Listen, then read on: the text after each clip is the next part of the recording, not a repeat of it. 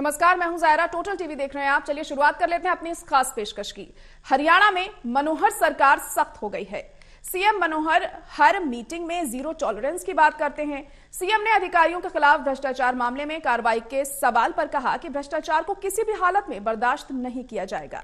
Anti corruption bureau के अलावा अन्य एजेंसियां भी भ्रष्टाचार के मामले में कार्रवाई करेंगी। सीएम ने कहा कि जांच एजेंसियों को सरकार मदद भी करेगी। सीएम का कहना है कि कोई भी हो, भ्रष्टाचार मामले में कार्रवाई जरूर होगी। हालांकि मुख्यमंत्री ने यह भी माना है कि हरियाणा में भ्रष्टाचार जीरो हो गया है या बिल्कुल खत्म हो गया है, लेकिन जरूरत है कि भ्रष्टाचार पर लगाम लगी है अब। और आज हम बड़ी बहस में इसी पर चर्चा करेंगे अपने पैनल के साथ।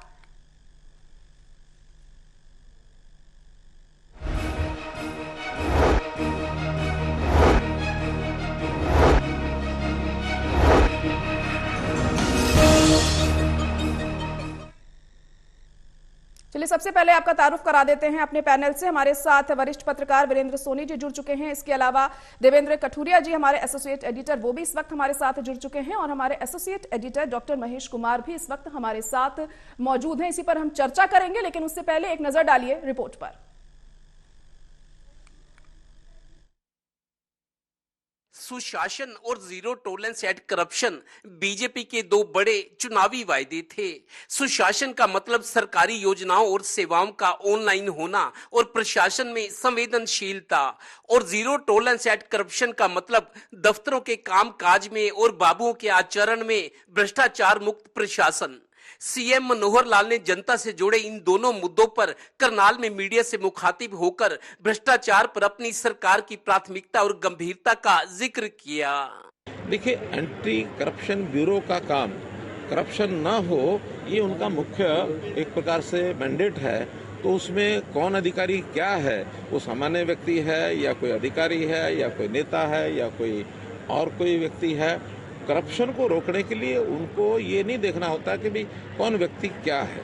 गौरतलब है कि सीएम ये तो नहीं मानते कि प्रदेश में सरकार की कोशिशों से भ्रष्टाचार पूरी तरह खत्म हो गया है, पर ये ताल जरूर ठोक रहे हैं कि इसमें कमी आई है और सरकार अपनी कोशिशें कर रही है। मैं ये तो नहीं कह सकता कि करप्शन बिल्कुल जीरो हो गया होगा, लेकिन मैंने करनाल के भी बहुत किस्से पहले सुनता था, लेकिन वो किस्से सुनने को बंद हुए हैं। और भी स्थानों पर करप्शन पर रोक लगी है। और करप्शन वास्तव में किसी भी कर्मचारी या किसी व्यक्ति, चाहे वो अन्य व्यक्ति हो, चाहे नेता हो, चाहे कोई भी हो, करप्शन हमारे लिए पाप है। करप्शन करना ये समाज के प्रति एक हम अपनी जो भूमिका है वो निर्वहन नहीं करते, बल्कि समाज के साथ अन्याय करते हैं। इसलिए करप्शन किसी भी कीमत पर बर्दाश्त नहीं किया जाएगा। बेशक भ्रष्टाचार को सीएम और सरकार पहले भी अपने भाषणों में एड्रेस करते रहे हैं। एक दिलचस्प बात यह भी कि पीछे एक बार मुख्यमंत्री मनोहर लाल ने यह बयान दिया था कि 2014 में प्रदेश में जब बीजेपी की सरकार आई थी तो भ्रष्टाचार 42% था, अब घटकर 19% रह गया है। सरकार इसे भी खत्म करेगी, पर क्या ऐसा कोई पैमाना या कोई मशीन है जिससे पता चले कि भ्रष्टाचार इतने से अब इतना रह गया है? फिर भी कम तो हुआ ही होगा। और ये भी कि क्या लोगों को भी भ्रष्टाचार के मामले में फील गुड हो रहा है? Haryana bureau, total news. चलिए अब अपनी चर्चा की शुरुआत करते हैं। वीरेंद्र सोनी जी, सबसे पहले मैं आपसे ही जानना चाहूंगी ये सवाल। देखिए, अब मुख्यमंत्री कह रहे हैं कि भ्रष्टाचार पर लगाम लगाई जा रही है और लगभग उन्होंने लगाम लगा भी दी है। भ्रष्टाचार के मामले अब पहले के मुकाबले कम हुए हैं, ये उनका कहना है। लेकिन आपको क्या लग रहा है, उनकी इस बात में कितना दम है? क्योंकि भ्रष्टाचार के मामले अभी भी राज्य में सामने तो आते रहते हैं। ऐसे में क्या लग रहा है, उन्होंने ये जो बयान दिया है वो कितना ज्यादा अहम रहा है और क्या वाकई ऐसा है? देखिए, मनोहर लाल जी की नीति और नियत बिल्कुल स्पष्ट है। वो जब 2014 में मुख्यमंत्री बने थे तो उन्होंने जब अपना भ्रमण शुरू किया था तो सबसे पहले उन्होंने जिलाधीश और जो पुलिस अधीक्षक थे जिला मुख्यालयों पर उनको शपथ दिलाई थी, तो ताकि जो भ्रष्टाचार के विरुद्ध जो उनका अभियान है, जो उनकी प्राथमिकता है, लोगों तक पहुंचे और पता चले कि सरकार भ्रष्टाचार के प्रति कितना गंभीर है। लेकिन चाहे मुख्यमंत्री मनोहर लाल जी का तक का कार्यकाल देखे तो जितने भी वो संवेदनशील रहे हों, लेकिन भ्रष्टाचार में कमी आई है ऐसा तो दावा नहीं किया जा सकता, लेकिन उस पर अंकुश जरूर लगा है। अब दूसरे विभाग हैं, अभी हाल में एक सर्वे हुआ था, इसमें 44% लोगों ने माना कि उन्होंने रिश्वत दी है किसी न किसी काम के लिए, प्रत्यक्ष या अप्रत्यक्ष। तो भ्रष्टाचार पर कोई पूरी तरह समाप्त तो नहीं कर सकता, लेकिन सरकार की नीयत स्पष्ट है। लेकिन एक बात माननी पड़ेगी, कुछ अभी विभाग ऐसे हैं जहां पर भ्रष्टाचार बहुत ज्यादा है। आम लोगों का कहना है कि जो रिश्वत की रेट है, दरें हैं, वो बढ़ गई हैं और काम की भी गारंटी नहीं है, जबकि पहले ऐसा नहीं होता था। लेकिन लोगों को अभी ऐसा अनुभव नहीं हुआ कि भ्रष्टाचार पूरी तरह समाप्त हो गया है। स्टेट विजिलेंस ब्यूरो को जो है एंटी करप्शन ब्यूरो बना दिया गया है, वो धड़ाधड़ अपनी कार्रवाई कर रहे हैं। 3 IAS अधिकारी जो है वो गिरफ्तार किए गए हैं। लेकिन उसके बावजूद भी क्या दूसरे जो लोग भ्रष्टाचार में लिप्त हैं, IAS लॉबी के खिलाफ तो हो गई कार्रवाई, लेकिन जो IPS है, अन्य है, नेता है, क्या उनके खिलाफ भी इतनी संजीदगी से कार्रवाई की जाएगी? ये सब आने वाला समय बताएगा। लेकिन एक बात स्पष्ट है कि मुख्यमंत्री मनोहर लाल जी इस बारे में, उनकी नीति और नीयत बिल्कुल स्पष्ट है। वो भ्रष्टाचार को सहन नहीं करते। देखिए, उनका कोई अपना परिवार है ही नहीं, तो इसलिए उन पर तो कोई आरोप लगता ही नहीं है। लेकिन उतनी ही जिम्मेदारी है कि उनकी पार्टी के लोगों पर, अधिकारियों पर भी इस तरह के आरोप ना लगे। चौधरी वीरेंद्र सिंह जी ने जिस तरह मेरी आवाज सुनो रैली में जिस तरह के आरोप लगाए हैं, क्या उसका एंटी करप्शन ब्यूरो को स्वतः संज्ञान नहीं लेना चाहिए? हालांकि मुख्यमंत्री मनोहर लाल जी ने तो उन आरोपों को नकार दिया है, लेकिन चौधरी वीरेंद्र सिंह जैसे वरिष्ठ नेता का खुलेआम आरोप लगाना ये कम गंभीर नहीं है। जी बिल्कुल, जाहिर तौर पर देखिए विपक्ष भी आरोप लगाता है, और अगर अपनी ही पार्टी का कोई शख्स है, कोई नेता है, वो इस तरीके के आरोप लगाए तो और भी ज्यादा जो स्थिति होती है ऐसे में गंभीर हो जाती है। और ऐसे में कहीं ना कहीं महत्वपूर्ण कदम सरकार को उठाने चाहिए उस चीज को स्पष्ट करने के लिए कि आखिर ऐसा क्यों है। देवेंद्र कठुरिया जी, जिस तरीके के मामले भ्रष्टाचार के हरियाणा में अब सामने आ रहे हैं, पूरी तरीके से तो हम नहीं कह सकते कि लगाम लग चुकी है, भले ही मुख्यमंत्री ये बात बोले कि पहले के मुकाबले अब कमी जरूर आई है, और कुछ अधिकारियों की गिरफ्तारी भी हम देखते हैं आए दिन होती रहती है भ्रष्टाचार के मामले को लेकर। लेकिन जो ऊपरी स्तर के अधिकारी हैं, जहां से भ्रष्टाचार की नींव रखी जाती है, वो कहीं ना कहीं बच जाते हैं इसमें। क्या ये एक कारण है कि पूरी तरीके से खत्म नहीं हो पा रहा है भ्रष्टाचार? देखिए ज़ाहिरा, जो बड़े ऑफिसर्स की बात है, 2 IAS के खिलाफ अभी एक रिश्वत मामले में कार्रवाई हुई है, सख्त कार्रवाई। शायद IAS को उम्मीद नहीं थी कि इस तरह उनके साथ हो सकता है। हालांकि IAS के मामले में बड़ी औपचारिकताएं होती है, परमिशन लेनी होती है सेंट्रल गवर्नमेंट से, क्योंकि सेंट्रल गवर्नमेंट के तहत आते हैं।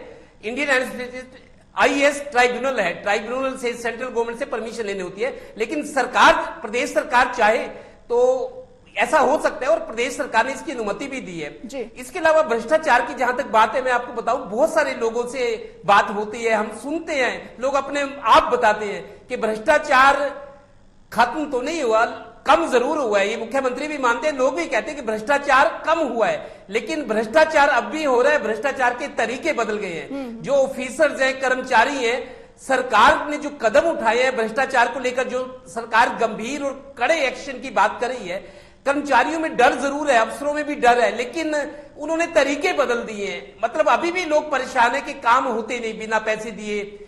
हम नगर निगम की बात करें, हम बिजली निगम की बात करें, हम पुलिस डिपार्टमेंट की बात करें, हम सेल टैक्स डिपार्टमेंट की बात करें, पब्लिक डीलिंग के जो महकमे हैं, अभी प्रॉपर्टी ID को लेकर बहुत सारी चीजें दलालों को घुसाया गया, बिना दलालों के काम नहीं होते।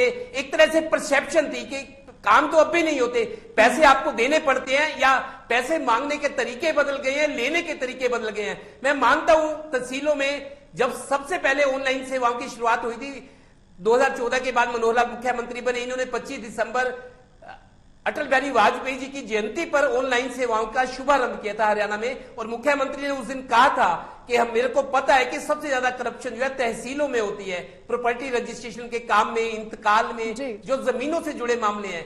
मुख्यमंत्री का पहला ही भाषण था जब ऑनलाइन सेवाएं शुरू हुई थी, उसके बाद मुख्यमंत्री जिक्र करते रहे हैं, लेकिन ये भी मुख्यमंत्री कहते हैं कि तहसीलों में भ्रष्टाचार था, अब कम हुआ है। मैं भी मानता हूं कम हुआ है, लेकिन तहसील में जो अधिकारी कर्मचारी बैठे हैं वो देख लेते हैं सामने वाला आदमी कैसा है, क्या वो हैसियत वाला है, क्या उससे पैसे मांगना मुमकिन है कि नहीं है, या उनको लगता है कि कोई बड़ा काम है जिससे कुछ सेवा शुल्क, सुविधा शुल्क मिल सकता है, उस काम को अटकाने की कोशिश करते हैं। लेकिन जो छोटे काम है, गरीब आदमी है, 50-100 गज का प्लॉट है, वो मैं मानता हूं छोटे आदमी के काम अब हो रहे हैं, ये दिखाने के लिए भी कि सरकार के नुमाइंदे विभाग उस तरह काम करे जैसा सरकार और मुख्यमंत्री कह रहे हैं। लेकिन भ्रष्टाचार के तरीके बदले, और भ्रष्टाचार तरीके बदल गए हैं, लेकिन पूरी तरीके से लगाम देवेंद्र जी नहीं लग पाई अब तक भ्रष्टाचार पर। रंग ला रही है, लेकिन अभी बहुत कुछ और इस दिशा में देखिए अब सरकार को कोई बड़ा कदम उठाना होगा, क्योंकि अब चुनाव भी नजदीक है और लोगों के बीच में अपनी छवि को सुधारने के लिए सरकार तमाम तरह के जो मुद्दे हैं उनको जब उठाया जाता है तो उनको अमली जामा पहनाने के लिए क्या कुछ कदम उठाती है, ये महत्वपूर्ण हो जाता है यहाँ पर देखना।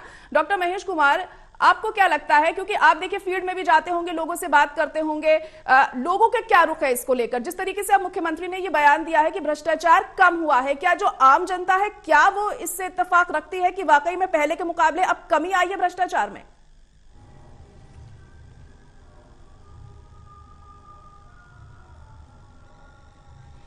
देखिए, मैं यकीनन ये बात कह सकता हूं कि बेहद गरीब आदमी जो भ्रष्टाचार झेल रहा था उसमें जरूर यहां पर कमी देखने को मिली है, लेकिन मध्यम वर्ग और जो उच्च वर्ग है वहां पर उससे जुड़ा जो भ्रष्टाचार था वो लगातार बना हुआ है। मध्यम और उच्च वर्ग से जुड़ा जो भ्रष्टाचार था, इवन कई गुना ज्यादा तक कीमतें वसूली जा रही है, कई गुना ज्यादा तक रिश्वत की रकम वसूली जा रही है। काम दरअसल मुश्किल हो चुका है। पहले सुविधा शुल्क देने के साथ ही एक जो भी सुविधा शुल्क तय किया गया था काम हो जाया करते, लेकिन अब चूंकि मामला रिस्की हो चुका है, कभी ऑनलाइन के नाम पर, कभी ऑफलाइन के नाम पर, कभी प्रायोरिटीज के नाम पर, तमाम वो चीजें यहां पर अलग अलग पैमाने तय कर दिए गए। उसके बाद अगर सामने वाला किसी भी कारण से रिश्वत देने को मजबूर है तो रिश्वत की रकम कई गुना ज्यादा तक बढ़ चुकी है। मैं जिक्र करूंगा फायदों का अगर जिक्र करें तो छोटे छोटे इंतकाल, छोटी छोटी रजिस्ट्री के लिए, उसकी एक फर्द की कॉपी के लिए जो किसान है वो भटकता था तहसील कार्यालय में, अब वो अपने सीएससी सेंटर तक जाता है और मामूली सुविधा शुल्क 30 रुपए, 50 रुपए, 70 रुपए, 100 रुपए तक अपने जो है जेब से अदा करके, और वो अपने ही गांव में सीएससी सेंटर से वो जो डॉक्यूमेंट्स उन्हें चाहिए थे, जिनकी फर्द किसी जमानत के लिए, किसी रिकॉर्ड के लिए अगर उन्हें चाहिए होती थी तो आसानी से अब वो हासिल कर पाते हैं। महज 30-50 रुपए में काम हो पा रहा है। जो पहले जो है तहसील कार्यालयों तक पहुंचना पड़ता था, कई कई दिनों के चक्कर वो लगाते थे, किराया वो खर्च करते थे, उसके बाद जाके कहीं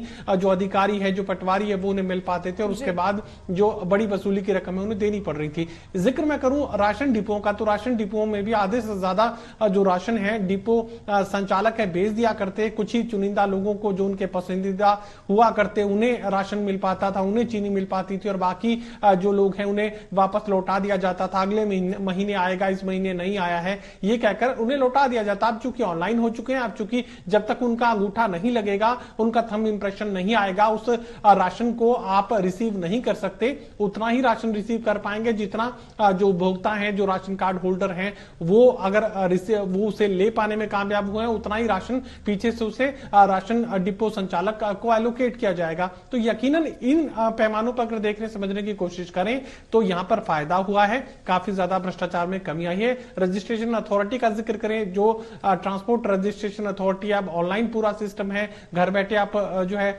आवेदन कर सकते हैं। तो बीच के जो बिचौलिए काफी हद तक कम हो चुके हैं, खत्म हुए ऐसा नहीं है, लेकिन चूंकि अब टेस्ट का जैसे मामला है, ड्राइविंग टेस्ट को लेकर, अगर आपने सुविधा शुल्क दिया है तो ड्राइविंग टेस्ट आप आसानी से स्किप कर सकते हैं, या नाम मात्र का जो टेस्ट है वो आपको देना होगा। लेकिन अगर आपने सुविधा शुल्क नहीं दिया है तो जो ऑनलाइन टेस्ट ड्राइविंग को लेकर आपने कंप्यूटर पर बैठकर देना है, तो हो सकता है संभावना इस बात की है कि आप फेल भी हो सकते हैं। तो तमाम वो चीजें हैं। सुविधा शुल्क अभी भी बना हुआ है, लेकिन आम आदमी को, गरीब आदमी को काफी हद तक राहत मिली है। बड़े भ्रष्टाचार का अगर जिक्र करें तो काफी ज्यादा, कई गुना ज्यादा तक ये बढ़ चुका है। और हम जिक्र कर रहे थे एंटी करप्शन ब्यूरो का, काफी सारे सरकारी कर्मचारियों से, अधिकारियों से हमारी बात हुई, वो ये कह रहे हैं कि एंटी करप्शन ब्यूरो के नाम पर एक नया खौफ उनके अंदर भर दिया गया है, और ज्यादा वसूली एंटी करप्शन ब्यूरो के नाम पर।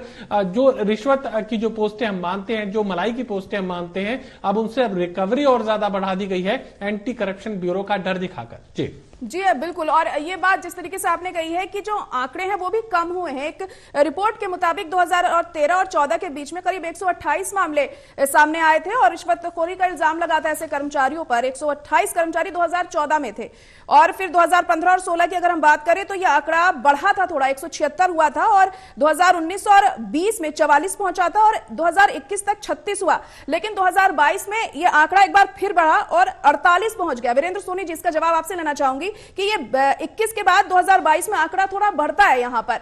तो जिस तरीके के ये जो मामले यहां पर सामने आ रहे हैं, तो कमी थोड़ी हो रही है, लेकिन उसके बावजूद भी पूरी तरीके से खत्म नहीं हो रहे हैं ये मामले। और 2014 से लेकर और 2023 तक की अभी तक हम बात करें तो लगातार, पहले तो ये घटा लेकिन अब फिर से थोड़ा बढ़ा है। इसको लगाम लगाने के लिए क्या कुछ आपको लगता है कि अहम कदम उठाने की जरूरत है, और क्या कोई खास वजह हो सकती है कि जो इस दौरान एक बार फिर से इसमें बढ़ोतरी होनी शुरू हुई है? वीरेंद्र सोनी जी। देखिए, सरकार ने कार्रवाई जो है कठोर शुरू की, बहुत सख्ती से सरकार ने काम शुरू किया। और शत्रुजीत कपूर जो है डीजीपी हैं, उनके पास एंटी करप्शन ब्यूरो का चार्ज भी है, तो उनकी एक अपनी छवि है, एक मजबूत और ईमानदार अधिकारी माने जाते हैं। और मुख्यमंत्री जी का उन पर पूरा विश्वास है, तो एक अच्छी छवि बनी हुई है उनकी। और उनके कार्य प्रणाली देख लिए, आज भी उन्होंने 15 अधिकारियों के ट्रांसफर किए हैं एंटी करप्शन ब्यूरो से। जो लोग फील्ड में थे उनको वहां भेजा गया, अलग अलग जगह भेजा गया। तो एंटी करप्शन ब्यूरो की छवि भी बननी चाहिए। देखिए, वो पुलिस के ही लोग हैं, वो कोई आम साधारण व्यक्ति ही होते हैं, लेकिन उन पर भी आरोप ना लगे। जिस तरह अभी महेश जी जिक्र कर रहे थे, निश्चित रूप से इस तरह का खौफ दिखाया जा रहा है। तो एंटी करप्शन ब्यूरो के अधिकारियों और कर्मचारियों पर भी अंकुश लगाना चाहिए, मतलब विजिलेंस के ऊपर भी विजिलेंस होनी चाहिए, ताकि जो वो उनका तंत्र है ऐसा विकसित किया जाए ताकि वहां भी कोई भ्रष्टाचार या अनियमितता ना कर सके। और यह बात सिर्फ अधिकारियों तक की नहीं रहनी चाहिए। देखिए, ये कभी विवाद ना बन जाए कि आईएएस अधिकारियों के खिलाफ ही कार्रवाई हो रही है और जो आईपीएस है उनके खिलाफ कार्रवाई नहीं हो रही। सबसे ज्यादा भ्रष्टाचार है तो पुलिस विभाग में माना जाता है। गृह मंत्री अनिल विज जी के पास सबसे ज्यादा शिकायतें आती हैं तो उनके विभाग पुलिस विभाग की आती हैं। दूसरे विभाग भी है, तहसील में बहुत ज्यादा भ्रष्टाचार है। अब जो है प्रदूषण विभाग है, वहां बहुत भ्रष्टाचार है। अब हुड्डा की बजाय एचआईडीसी जो नोडल एजेंसी है औद्योगिक भूखंडों के लिए, और वहां पर भी बहुत ज्यादा भ्रष्टाचार है। ये कुछ नए विभाग हैं, ट्रांसपोर्ट विभाग है, खाद्य आपूर्ति विभाग, इनमें कुछ भ्रष्टाचार कम हुआ है, लेकिन कुछ नए विभाग पनप गए हैं जहां पर भ्रष्टाचार पहले से भी बहुत ज्यादा बढ़ गया है। हालांकि सरकार इस दिशा में सक्रिय है, लेकिन लोग भी उतने दोषी हैं। लोग अपनी सुविधाओं के नाम पर जो अपनी पात्रता पूरी नहीं करते, वो अधिकारियों को खुद रिश्वत देते हैं, उनको प्रेरित करते हैं, लालच देते हैं, तो इस कारण से भ्रष्टाचार बढ़ जाता है। सरकार का तंत्र अपने स्तर पर काम कर रहा है, लोगों को भी इस मामले में सरकार का सहयोग करना चाहिए। और कुल मिला के देखा जाए, मान लीजिए हुड्डा विभाग है या दीनदयाल आवास योजना है, और वहां जो बिल्डर है जिस तरह का काम कर रहे हैं वो लोगों को छुपा हुआ नहीं है। वहां बहुत भ्रष्टाचार है, वहां जो व्हाइट मनी के अलावा जो ब्लैक मनी भी ली जाती है। तो इस तरह सब जगह जो लोगों को ये लगता है कि सरकार उस दिशा में उतनी सक्रिय नहीं है जितना होना चाहिए। हालांकि सरकार गंभीरता दिखाती है, लेकिन उस स्तर तक जितनी गंभीरता होनी चाहिए उसका प्रभाव दिखाई नहीं देता। जी बिल्कुल, और लोगों को भी जागरूक होना चाहिए। बहुत महत्वपूर्ण बात आपने यहाँ पे कही, क्योंकि लोग अगर देंगे ही नहीं तो भ्रष्टाचार फैलेगा भी नहीं। देवेंद्र जी, अब पुलिस विभाग की बात करी वीरेंद्र जी ने यहाँ पर, और बताया कि वहां पर सबसे ज्यादा हम भ्रष्टाचार देखते हैं, और कहीं ना कहीं ये सच भी है, क्योंकि पिछले 2 साल में हमने देखा है करीब 70 ऐसे पुलिसकर्मी हैं जिनकी गिरफ्तारी हुई है भ्रष्टाचार के मामले में। तो क्या लगता है, क्या कुछ विभागों पर खास फोकस करना चाहिए अगर पूरी तरीके से लगाम लगानी है इस पर? तो देवेंद्र जी।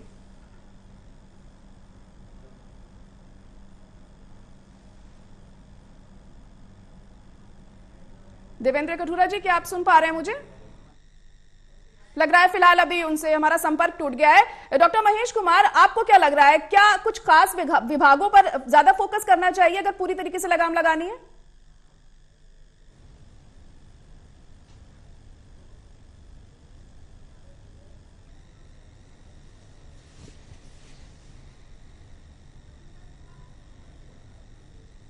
लग रहा है फिलहाल अभी डॉक्टर महेश से भी अभी संपर्क नहीं हो पा रहा है हमारा। वीरेंद्र सोनी जी हमारे साथ बने हुए हैं। वीरेंद्र सोनी जी, जैसे कि आपने बात की है अभी पुलिस विभाग की कि वहां पर हम सबसे ज्यादा भ्रष्टाचार देखते हैं, तो ऐसे में लगता है आपको कि इन खास विभागों पर ही सरकार को अहम कदम उठाने चाहिए अगर पूरी तरीके से रोक लगानी है? तो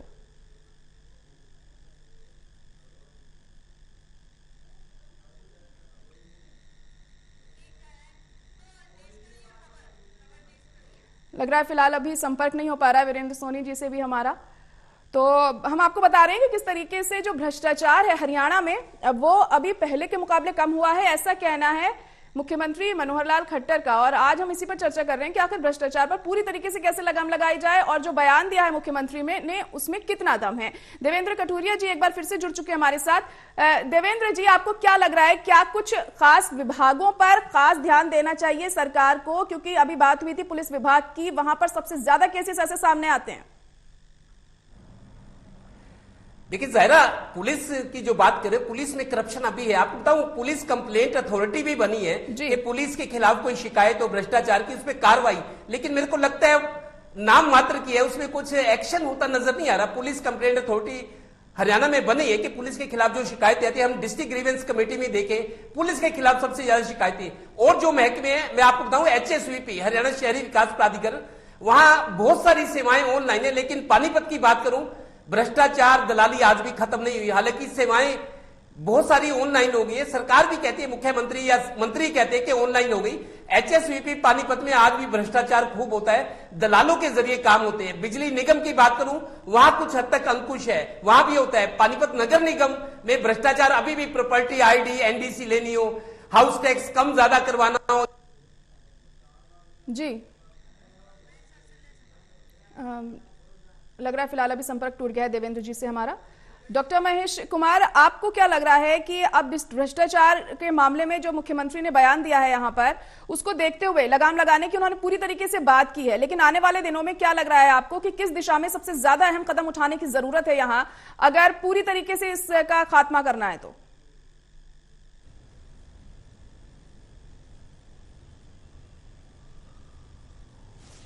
देखिए, डिजिटलाइजेशन और जिस तरीके से ऑनलाइन सुविधाएं आम जनता को दी गई, ये भ्रष्टाचार को रोकने की सबसे बड़ी कवायद हो सकती है, लेकिन जिस तरीके से इसे लागू किया गया वो जनता के लिए सबसे बड़ी परेशानी बन गई। चाहे प्रॉपर्टी आईडी का जिक्र करें तो सब कुछ गलत है। 95 से 96% जो डाटा याशी कंपनी की तरफ से सरकार को दे दिया गया अलग अलग नगर निगमों में, उसमें हर एक एंट्री जो है वो कह सकते हैं कि गलत है। 99% जो डाटा है वो गलत तरीके से दिया गया है। उस गलत डाटा को ठीक करवाने की कोशिश भी अब जनता छोड़ चुकी है। लगातार सरकार ये दावे कर रही है कि जो प्रॉपर्टी आईडी को लेकर जितनी भी खामियां उसे दुरुस्त किया जा रहा है, लेकिन अब आलम वो आ चुका है कि लोग दुरुस्त करवाने भी नहीं पहुंच रहे। उन्हें लगता है कि 1, 2, 3 या 4 गलतियां तो वो ठीक करवा सकते हैं, लेकिन जब पूरा का पूरा डाटा ही गलत है, हर चीज उसमें प्रॉपर्टी के मालिक के नाम से लेकर उसके एड्रेस से लेकर और हर चीज उसमें गलत अगर डाल दी गई है तो क्या क्या वो ठीक करवाएंगे? और यही वजह कि उन्होंने कोशिश छोड़ दी। अब भ्रष्टाचार को रोकने के लिए जो कवायद सरकार अपना रही थी वो पूरी की पूरी कवायद ही सरकार के लिए सबसे बड़ा सिरदर्द बन चुकी है। और जिस तरीके से मुख्यमंत्री का आदेश यहां पर सामने आया है और आईएएस रैंक के अधिकारियों को जिस तरीके से अपनी संपत्ति का यहां पर विवरण देने का कॉलम हालांकि पहले से था, लेकिन जितनी सख्ती से सरकार उसे लागू करने की तैयारी कर रही है, घुमा फिराकर जो एंट्री है वो भर दी जाती थी आईएएस अधिकारियों की तरफ से। अगर आईएएस अधिकारी भ्रष्टाचार नहीं करेगा तो कोई भी पॉलिटिशियन कितना भी पावरफुल क्यों ना हो वो भ्रष्टाचार नहीं कर सकता है। दरअसल ना तो किसी मंत्री का ना ही किसी दूसरे राजनेता के फाइल पर साइन होते हैं। फाइल पर अगर किसी के साइन होते हैं तो आईएएस और आईपीएस रैंक के अधिकारियों के होते हैं। अगर अधिकारी गलत साइन नहीं करेगा तो कोई भी भ्रष्टाचार किसी भी तरीके का नहीं हो सकता है। अब अगर आईएएस अधिकारियों पर सख्ती कर दी जाएगी तो कोई राजनेता भी किसी भी तरह का भ्रष्टाचार कर पाए, ये मुमकिन नहीं होगा। जी बिल्कुल, और सबको मिलकर काम करना होगा। देखिए, अगर सरकार कोई अहम रूल बना देती है यहाँ पर और अगर सब मिलकर काम नहीं करेंगे तो कहीं ना कहीं कोई उनका साथ दे रहा है, कोई नहीं दे रहा है, तो एक बार फिर से जो तमाम चीजें वो धरातल पर नहीं हमें देखने को मिलेंगी। वीरेंद्र सोनी जी, आप जैसे पहले भी बता रहे थे कि लोगों को भी जागरूक होना पड़ेगा अगर पूरी तरीके से इस पर लगाम लगानी है तो ऐसे में क्या कोई कैंपेनिंग करनी चाहिए हमें लोगों को और ज्यादा अवेयर करने के लिए कि इस दिशा में अहम कदम उठाने चाहिए? क्या करना चाहिए कि और ज्यादा लोगों को ये पता चले, वो जागरूक हो कि उन्हें ऐसा नहीं करना है अब, क्योंकि उनके खिलाफ भी ऐसे में अहम कदम उठाया जा सकता है अगर ऐसा करते हैं वो? तो देखिए, लोगों को जागरूक हैं लोग पहले से, लेकिन वो अपने स्वार्थ में करते हैं। तो इसलिए सबसे ज्यादा लोगों का स्वार्थ ही ऐसा होता है। आम आदमी, गरीब आदमी ऐसा नहीं करता। उसकी जो शिकायतें होती हैं वो उचित होती हैं। जो उच्च वर्ग के लोग होते हैं वो अपने लाभ के लिए और अपने प्रलोभन के लिए ऐसा करते हैं और कई अधिकारी भी जो हैं वो प्रलोभन में आ जाते हैं। चौधरी वीरेंद्र सिंह जी के बेटे चौधरी ब्रजेंद्र सिंह पहले राजनीति में आने से पहले वो प्रशासनिक सेवा में थे, तो वो पंचकुला में डीसी थे। तब उन्होंने कहा था कि मुझे ऐसे प्रलोभन दिए गए कि अगर मैं वो ऑक्शन में ऐसा उनका कहना मान लेता तो सरकार को राजस्व का नुकसान होता, लेकिन मैंने स्टैंड लिया और ऐसा हुआ कि सरकार को 4 गुना लाभ हुआ। तो कुछ अधिकारी ऐसे होते हैं जो स्टैंड लेते हैं और कुछ अधिकारी ऐसे होते हैं जो डगमगा जाते हैं। तो इसलिए लोगों को भी चाहिए कि वो भी ऐसे स्वार्थ में या अपने जो उनका एक निजी वो रहित रहता है उसको जो है प्राथमिकता देने के बजाय देश के बारे में, समाज के बारे में और अपने अन्य लोगों के बारे में अगर विचार करेंगे तो निश्चित रूप से इस पर जो है अंकुश लग जाएगा। समाप्त नहीं हो सकता। कोई भी सरकार चाहे कितना लाख दावा करे, ये कैंसर की तरह, इसका कोई हल नहीं है। लेकिन हाँ, जागरूकता भी अगर होगी तो जागरूकता के बाद भी कुछ लोग ऐसे होते हैं जो इसको बढ़ावा देते हैं, जिनका काम ही ऐसा होता है। इसमें नेताओं के लिए भी उतनी ही उत्तरदायित्व है। नेताओं को भी इसमें रुकना पड़ेगा। अब ये जो कार्रवाई है अधिकारियों के खिलाफ भी सीमित ना रहे, नेताओं के खिलाफ होनी चाहिए, ताकि जिससे जनता में मैसेज जाए कि ये सरकार सिर्फ अधिकारियों नहीं, जो नेता लोग हैं जो इस भ्रष्टाचार को प्रोत्साहन देते हैं, पोषक हैं इसके, उनके खिलाफ भी सरकार सख्त है। जी बिल्कुल, जाहिर तौर पर उनके खिलाफ भी सख्त कार्रवाई यहाँ पर होनी महत्वपूर्ण हो जाती है। देवेंद्र जी, अब आपके हिसाब से क्या लग रहा है कि जिस हिसाब से मौजूदा हालात हैं अभी हरियाणा में, आप भी तमाम फील्ड में जाते हैं, तमाम अधिकारियों से मिलते हैं, नेताओं से मिलते हैं, तो आपको क्या लग रहा है कि क्या चीज सबसे अहम यहाँ पर हो जाती है जिस पर ध्यान देने की जरूरत है अगर भ्रष्टाचार को पूरी तरह से लगाम लगानी है? देखिए, मुख्यमंत्री और सरकार की कोशिश है कि भ्रष्टाचार दूर हो। मैंने फिर कहा कि भ्रष्टाचार को दूर करना और सुशासन, ये दो बड़े वायदे थे बीजेपी के 2014 में और 2019 में भी। कोशिशें हो रही हैं, कोशिशें रंग भी ला रही हैं, लेकिन जितना कुछ सोचा गया था, जो कुछ रिजल्ट चाहती है सरकार, वैसा नहीं। उसमें सबसे बड़ा दोष अधिकारी और कर्मचारियों का है कि वो मतलब भ्रष्टाचार खत्म करने में ना तो सहयोग दे रहे हैं और ना ही इसे दूरी बनाए रखना चाहते हैं। सबसे बड़ी मैं ये भी मानता हूं कि लोगों का भी दोष है। पानीपत का एक किस्सा बताता हूं। एक HCS अधिकारी HSVP के दफ्तर में, पहले हुड्डा होता था, अब HSVP है, उन्होंने मेरे को एक बार कहा कि पानीपत के लोग ऐसे हैं, बिजनेसमैन है, वो कहते हैं कि ऑफिसर घर आके काम कर दे, 2000 फालतू ले ले, हम देने को तैयार हैं। तो लोग भी मतलब भ्रष्टाचार को बढ़ावा देने के लिए, भ्रष्टाचार खत्म ना हो ये कोशिश वो भी नहीं करें। लोग चाहते हैं सहूलियत कि पैसा खर्च करो, काम हो जाए, मुझे दोबारा ना जाना पड़े। या दलाली टाइप के जो लोग होते हैं, वो आपकी दुकान पे, फैक्ट्री में, आपके घर बैठे आपको बता देंगे ड्राइविंग लाइसेंस को रिन्यू कराना है, ड्राइविंग लाइसेंस बनाना है। दलाल है, उनके बकायदा रेट फिक्स है, मतलब वो लोग अंदर के लोगों से मिले होते हैं। ड्राइविंग लाइसेंस की बात है, HSVP है, बिजली निगम है, नगर निगम है, जो काम है उनके रेट तय हैं और दलालों के थ्रू काम होते हैं। लोग थोड़ी सी ना पेन नहीं लेना चाहते। लोगों को पता है 4 चक्कर लगेंगे, 6 चक्कर लगेंगे, काम तब भी नहीं होगा, तो वो दलालों का सहारा लेते हैं और दलाल और अंदर के जो कर्मचारी हैं मिलकर वो पैसा बनाते हैं और इस तरीके से लोगों को मजबूर होकर बिल्कुल, और कहीं ना कहीं मिली भगत की वजह से ही हम देख रहे हैं इस तरह के भ्रष्टाचार सामने आते हैं। डॉक्टर महेश कुमार, एक आखिरी सवाल आपसे यही करना चाहेंगे कि अब देखिए चुनाव भी अगले साल है, ऐसे में ये जो भ्रष्टाचार का मुद्दा है ये कितना ज्यादा अहम रहेगा उस दौरान?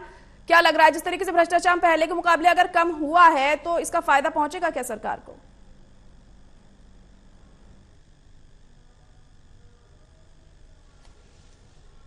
देखिए, मुझे लगता है कि समाज की भी बड़े पैमाने पर स्वीकार्यता भ्रष्टाचार को अब मिल चुकी है। अब समाज में भ्रष्टाचार, अगर कोई भ्रष्टाचारी है तो उस गलत निगाह से उसे नहीं देखा जा रहा है। अब पैसा ज्यादा होने की वजह से भ्रष्टाचारी भी समाज में सम्मान हासिल करने लगा। ये बदला हुआ समाज है, तो ऐसे में अब मुझे लगता है कि राजनीति में भी पैसा कमाने को लेकर बहुत ज्यादा अब लोग इसे गलत नहीं मानते। उन्हें लगता है कि मुझसे तो नहीं लिया, कहीं से कमा लिया नेताजी ने, तो उन्हें क्या फर्क पड़ता है। कोई अगर अच्छी पोस्टिंग पर अगर कोई अधिकारी, तो जनता मानकर चलती है कि इतनी उसे सैलरी मिलेगी और इतने कम से कम वो इस जगह पर अगर पोस्टेड है तो ऊपर के कमा ही रहा होगा, और उसी तरीके से हिस्सेदारी बांटने की कोशिश नीचे से ऊपर तक की जाती है। अब जहां तक राजनीति का सवाल है, बिल्कुल भ्रष्टाचार को रोकने का दावा जरूर यहां पर सरकार की तरफ से किया जाएगा, लेकिन अपनी अपनी सुविधा के हिसाब से वोटर उसे समझ रहा है, जनता उसे समझ रही है, कार्यकर्ता उसे समझ रहा है, और खुद IAS और IPS रैंक के अधिकारी उसे समझ रहे हैं। अपनी सुविधाओं के हिसाब से जो चीजें हैं वो आगे रखने की कोशिश की जाएगी। आम आदमी को यही कहा जाएगा कि भ्रष्टाचार खत्म हो रहा है और आपको राहत दी जा रही। जी बिल्कुल, जाहिर तौर पर फिलहाल बहुत शुक्रिया आप सभी का हमारे साथ जुड़ने के लिए। तो भ्रष्टाचार पर लगाम लगाने की बात यहां पर कही गई है मुख्यमंत्री मनोहर लाल खट्टर की तरफ से। उनका कहना है 0 टॉलरेंस की नीति हम अपना रहे हैं, लेकिन पूरी तरीके से अभी तक भ्रष्टाचार खत्म नहीं हुआ है। आने वाले दिनों में हमारी कोशिश रहेगी कि इस पर पूरी तरह से लगाम लगाई जा सके।